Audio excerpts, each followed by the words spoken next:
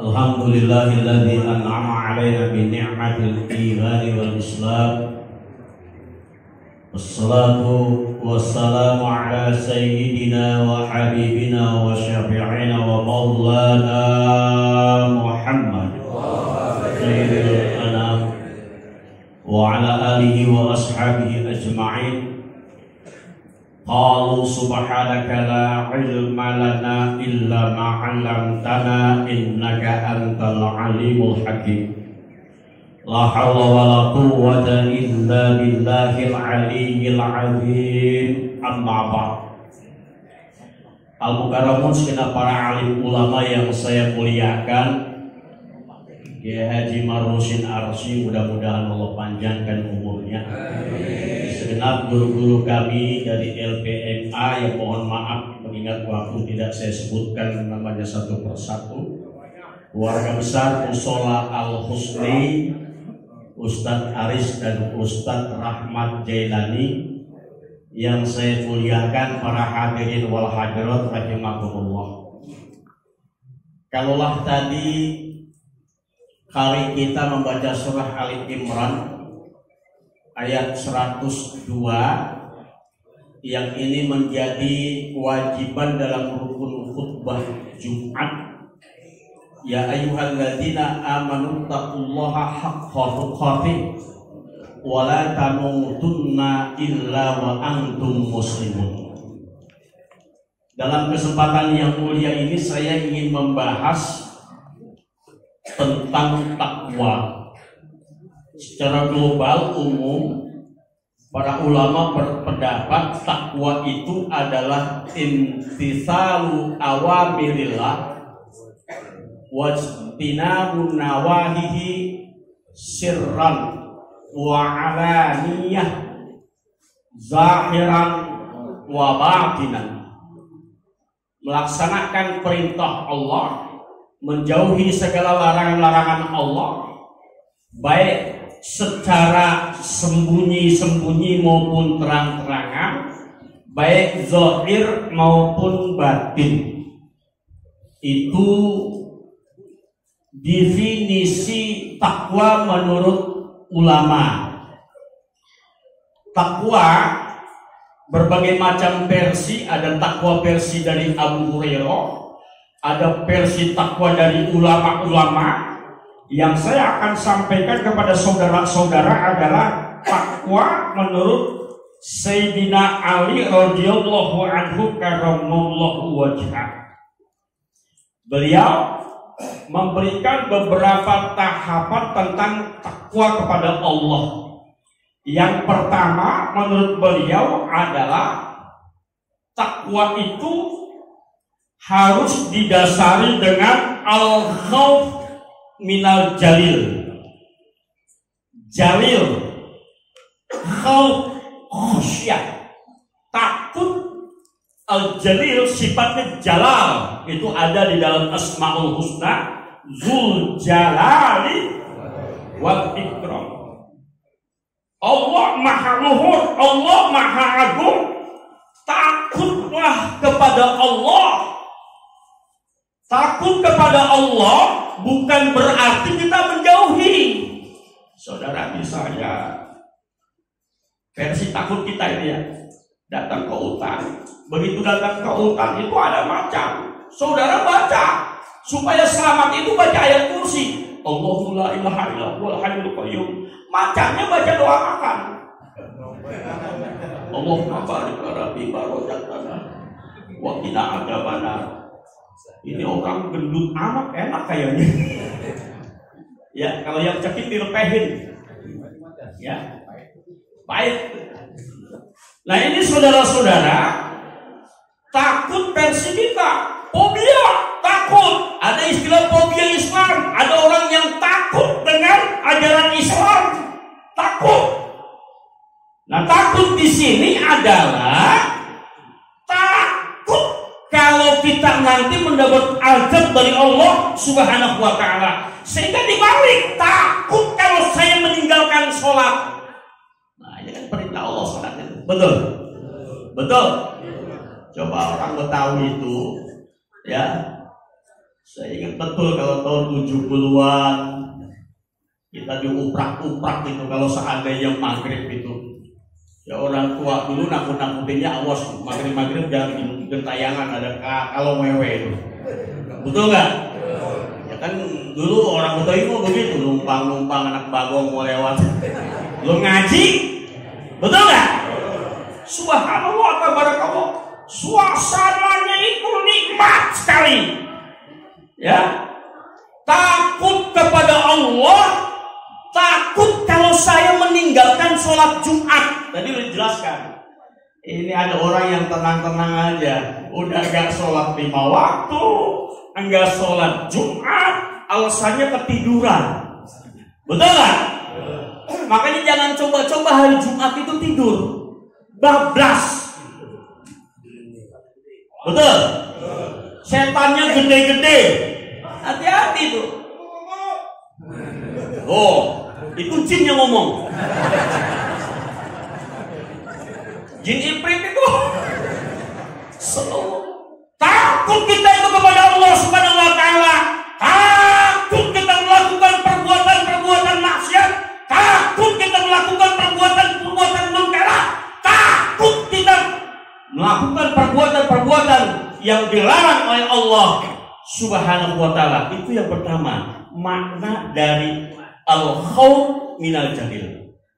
Lalu yang kedua, saudara-saudara, wa amalu bitanzil. Wa amalu bitanzil. Kita melakukan perbuatan apa yang sudah diperintahkan di dalam Al-Quran, hadis, ijma, qiyas. Itu Ahlus Sunnah wal Jamaah versi Nahdlatul Ulama. Ini sandarannya yang harus kita pegang seluruhnya itu. Kalau Al-Quran bilang haram, tinggalkan. Kalau Al-Quran bilang halal, lakukan. Ini yang saya akan sindir adalah saudara-saudara, ya, kita lihat coba itu.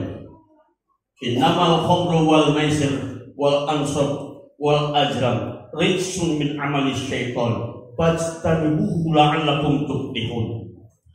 Khamr, minuman keras, judi, ya, memberikan sesembahan untuk berhala, itu adalah perbuatan keji dan termasuk perbuatan setan. Maka yang main judi setan. Betul? Siapa yang ngomong? Al-Quran yang berbicara, bukan Ahmad Al-Quran. Betul? Yang mabok-mabokan setan. Saya diperintahkan oleh Pak Wali Kota Jakarta Selatan, Ustadz, kalau seandainya bicara, tolong sindir-sindir narkoba. Ibu-ibu banyak yang pakai narkoba katanya, narik kolor baba. Oh, gini lagi tuh. Ketawanya singkat, padat.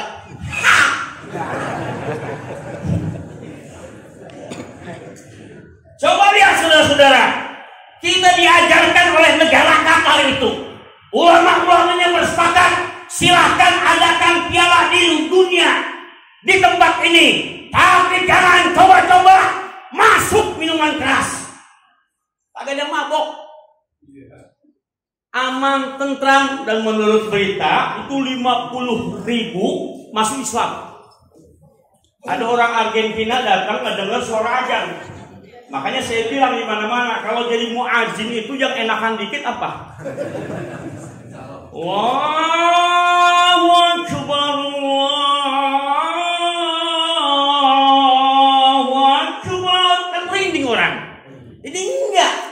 Allahu Akbar, Allahu Akbar. Kacau. Banyak yang masuk Islam itu. Ya, begitu hebatnya itu. Ya, seperti Jos Preman dan orang yang disabilitas dari dari Qatar itu, yang dia hafal Al-Quran, subhanallah, tabarakallah, begitu hebatnya saudara-saudara. Nah sekarang tantangan kita di Indonesia ini, kita umat Islam mayoritas, dari 270 juta penduduk Indonesia, 240 jutanya adalah umat Islam, termasuk yang nggak pernah sholat. Lumayan buat nambahin jumlah. Yang sholatnya Idul Fitri sama Idul Adha doangan. Giliran Idul Fitri datang, terawih kagak, sedekah enggak, puasa kagak, malam takbiran nangisnya paling kencang. Ada nggak di sini? Ada nggak? Nggak ada. Alhamdulillah, nggak ada yang ngaku. Puasa kagak, terawih kagak, megang mik di musola Al-Husni. Allahu Akbar, Allahu Akbar, malaikat lewat, PA lu nangis lagi. Tuh, ya. Laksanakan Al-Quran. Ibu-ibu, dengarkan. Bu. Kalau dandan jangan cuma waktu kuliah subuh doang. Giliran tidur sama laki, rok soek dipakai. BH sampai ada penikihnya. Laki udah nafsu batuk. Pipi mau dicium bau remason. Tengkuk leher salon pas. Suami harus sayang sama istri. Walaupun istrinya itu hitam, jangan jujur tapi nyelekit. Seperti Rasulullah, ya Humairah, wahai yang merah-merahan, ini punya bini hitam gendut dipanggil hei Hajar Aswad. Kacau. Lalu yang ketiga, ya, setelah kita mengetahui bagaimana Allah Subhanahu wa Ta'ala memberikan semuanya kepada kita begitu nikmat, Al-Quran harus kita ikuti. Maka yang ketiganya adalah wal qana'atu bil qalil. Ini yang susah ini. Qana'ah itu Bu, ini biasanya ibu-ibu nih. Saya harus padam ke ibu-ibu nih. Bu, dengerin jangan pura-pura budak, Bu. Ya, lempengan ini jangan pura-pura budak. Al-qana'atu kanjum layakna. Puas itu, merasa puas itu adalah harta benda yang tidak akan hilang sama sekali. Bu, dikasih duit sama suaminya, ini Bu, duit 30.000 buat setahun. Alhamdulillah. Terima, ibu ke pasar Timbul. Begitu pasar Timbul, beli apa? Ini buat 30.000 setahun. Begitu sampai di rumah dibungkus, nanti suaminya buka Januari sampai Desember. Kok lu beli kalender nih? Setahun bang, makan tuh kalender. Ya. Qana'ah. Kalau kita dalam keadaan susah, masih banyak orang yang lebih susah dari kita. Unjuru ilaman huwa asfala minkum wa tanjuru ilaman huwa fawqakum. Lihatlah kepada mereka yang lebih rendah derajatnya, kekayaannya daripada kita. Jangan kau melihat ke atas. Kalau kau melihat ke atas, kau akan jatuh nyusruk. Tapi kalau kau melihat ke bawah, hati itu tenang. Ada tetangga beli motor, enggak sakit perut. Kalau punya, alhamdulillah. Tidak punya, alhamdulillah. Kagak punya motor, alhamdulillah punya sepeda. Enggak punya sepeda, alhamdulillah bisa jalan kaki. Bisa jalan kaki, alhamdulillah. Tetangga saya kemarin tabrakan kakinya buntung. Kata yang kakinya buntung, alhamdulillah saya masih punya tangan. Yang lainnya ada yang kakinya buntung, tangannya buntung. Kata yang tangannya buntung, kakinya buntung, alhamdulillah saya masih punya nyawa. Qana'ah. Makanya lihat yang ke bawah. Jangan melihat ke atas. Kalau melihat ke atas itu bahaya. Yang terakhir saudara-saudara, wal isti'dadu liyaumil akhir. Bersiap-siaplah saudara untuk menghadapi kematian, tempat peristirahatan kita yang abadi. Mati itu tidak usah kita pikirkan, tapi disiapkan. Al isti'dadu, persiapkan. Termasuk saudara kuliah subuh datang ke sini ke Musola Al-Husni. Ini dalam rangka mempersiapkan kematian kita. Amin. Langkah-langkah saudara dari rumah, niat saudara dalam menuntut ilmu, dicatat oleh Allah Subhanahu wa taala. Coba lihat saudara-saudara, zaman edan sekarang ini ada anak yang berani mati bikin konten ngahadang truk. Yang lebih kacau lagi, anak gara-gara narkoba tawuran. Betul? Betul? Celuritnya panjang-panjang, saudara. Ya Allah, jangan sampai Jagakarsa, Cipedak, Ciganjur ini kena anak-anak kita itu. Handphone anak-anak kita, lihat judi online merajalela. Dari omongannya aja udah gak bagus. Mobile Legend main, Free Fire. Kok Kiai tahu? Gue juga main. Nah, kalau Kiai main buat wawasan. Betul? Masya Allah, tabarakallah, yang keluar kalimat-kalimat binatang-binatang najis, saudara-saudara. Ya, al-isti'dadu liyaumir rahil. Ada orang yang meninggal dunia. Tempo hari kita lihat di Pondok Aren, seorang ustadz lagi khutbah Jumat, tiba-tiba mati. Qari namanya Ustadz Ja'far Abdurrahman, ya, di Surabaya. Kopi Pahindar Parawansa yang undang itu. Pas dia baca Sab'an Tibaqa, surat Al-Mulk, meninggal dunia. Untungnya qari kita tadi nggak mati. Itu begitu.